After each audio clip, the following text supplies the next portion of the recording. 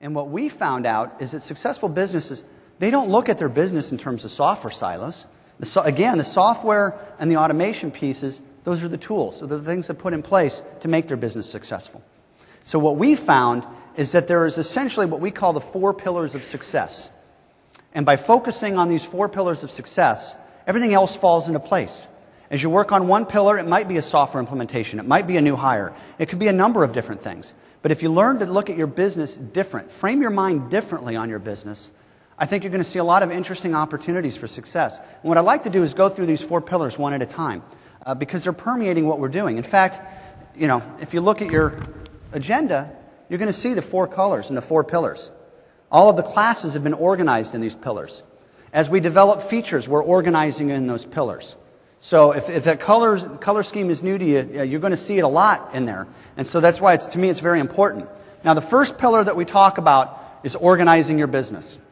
And I don't want you to get too hung up on the words up there because we got that on the website and you can read that. But it gives you a little bit of idea of what we can do from a software perspective in that area. But organizing your business, what is that?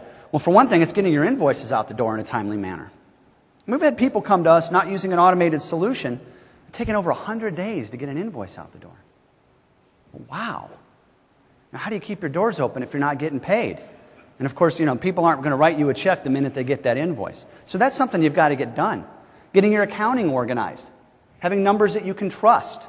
And we've got a great accounting class run by Chris Devaney here that I think for a number of you people that are involved in the accounting side, it's absolutely worth sitting in on. We've done an integration with Coralytics, which I'll talk about, which talks about how to transform that accounting information into knowledge that you can use to build a better business.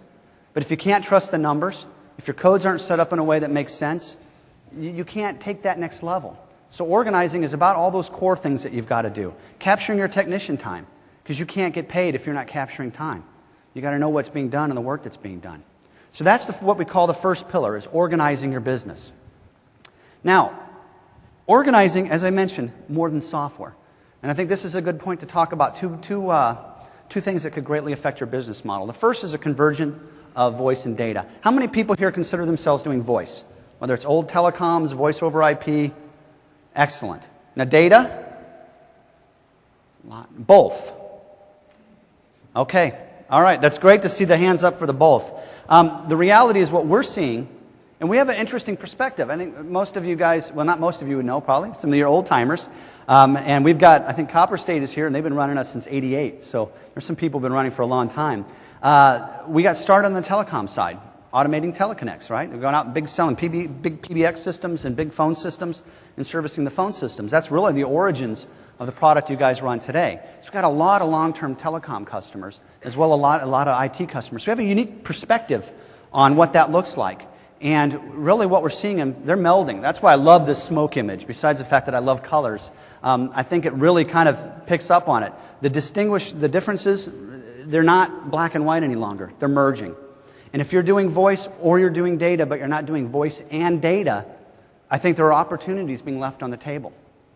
People want a single vendor. They want a unified vendor. They want to pay a single bill, and they want to call one person and bitch if things aren't working right. Right? That's what they want.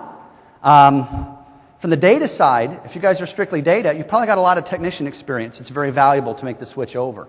If you're on the voice side, the telecom side, I was talking to Dale Johnson and Dale Stein and Brian Surth from TAG last night. They were explaining about the volume of customers a lot of you telecoms have. And you guys have a solid relationship with your clients. They trust you. They believe in you. So you've got an opportunity, if you can get that data barrier broken, to go out to those guys and sell them a whole new set of services and create a wonderful level of stickiness. Now, TAG has also helped bring a number of additional partners to the conference. We've got Do IT Smarter. We've got Zoltis. We've got Freedom Voice. People on the voice side. If you're doing solely data, get across the aisle. Visit those guys about what they have to offer. Wonderful vendors with wonderful products, and they will help you figure out how to leverage them. Now, this is a good time I'd like to mention, we've got a lot of great sponsors. Kaseya, Zenith, our 2 platinum sponsors, hugely important. This event cannot take place without sponsors. I mentioned that at the bar last night. Level Platforms, Enable, Catenda, and GFI are gold sponsors. Again, those 6 right there carried a lot of the weight. And then, of course, we have a bunch of silver sponsors, and I'm not going to try to go through all their names because I invariably miss a couple, and I appreciate all of them. We all need to appreciate all of them. What you can do is go and visit them all. That's how we can thank them for their participation. They were all picked. They were all selected. Some vendors were actually turned down that wanted to be here because we didn't feel they had the right mix. You know, we wanted people that we felt had value to bring to you in this particular climate, in this business environment. And they have a lot of value. So if you're on the telecom side and you're not on the data side, we've got some incredible partners on the data side. And vice versa. If you're data and you're not doing the voice, get over there and see those voice guys. It's an opportunity. And we all need opportunities. We all need revenue, right? And there are new ways of doing it. The old way was, well, I'm a voice guy, so I'm going to partner with the data shop. And we're going to see if we can kind of make that work. And I think for the most part, those relationships failed abysmally. You've got different models. You've got different characteristics of leadership. You've got different technology. Has some of you dealt with that? Yeah, that's a tough road to go. And so you've got other options of adding your own staff. You've got options of outsourcing your NOC, right? There's a lot of different ways to go. In fact, we have a class on dealing with the voice and data. And so if that's something of interest to you, check the agenda and come on into that class. I think that's an important topic. In fact, it's a big theme for us, and the reason it's a big theme is because it's an important topic. Guys that have been able to bridge that gap are doing well, all things considered. Another business model that's very, very important is managed services. I'm going to ask for another show of hands. How many are doing managed services right now? Wow, okay, a number of you. And a lot that aren't. What we have, again, from our experience, what we've seen in the last 2 years, the guys that are making the money are doing it through managed services. All right? And there's something alluring, but something also very difficult about putting a managed services model into place. You know, it's not just hanging your shingle and say, hey, I'll monitor your servers for $4.95 all you can eat, and your workstations all you can eat for $150. Let's go. Send me a monthly check. It doesn't work that way. It's a different mindset. It's a different way of supporting. It's a different way of selling. Okay? Going into your customers and saying, hey, I got a great new idea for you, sir. I'm going to start billing you monthly instead of just when stuff breaks. And they go, what? You want all your money up front? I don't get it. You know, managed services is about being proactive.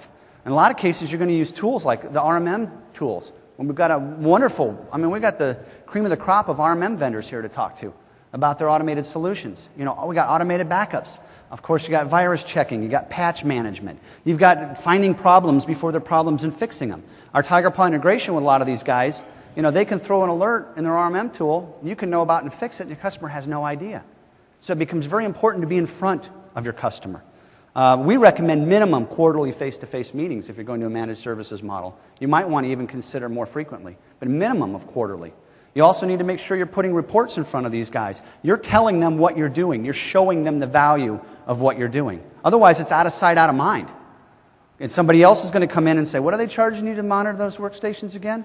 Oh, I can do that cheaper. You don't want to become commoditized. That's a big risk on the managed services side. So you got a lot of challenges to make that model work. But if you make it work, you come in on the first every month, you turn that key, and you don't start at zero in revenue. And that's pretty awesome. Because that's, I think, the battle my father referred to that I know kept him up a lot of nights. Starting from zero every month. It didn't matter how good you were the month before. It didn't matter how successful you were in selling. Every month, zero. You reset that counter.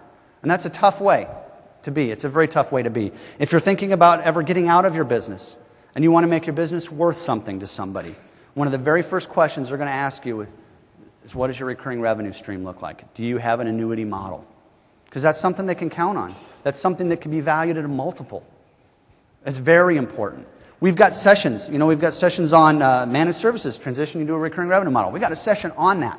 We've got things on how to sell managed services. If you're not into managed services right now, I really think you need to be.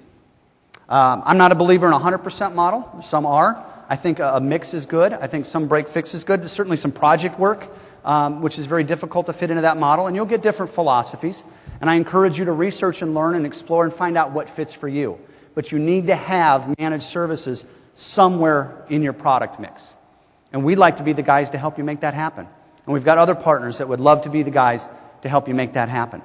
So organizing your business is certainly the tools to manage those things we talked about, but it's bigger. It's making sure you have a good, established business model that you can build on and move forward.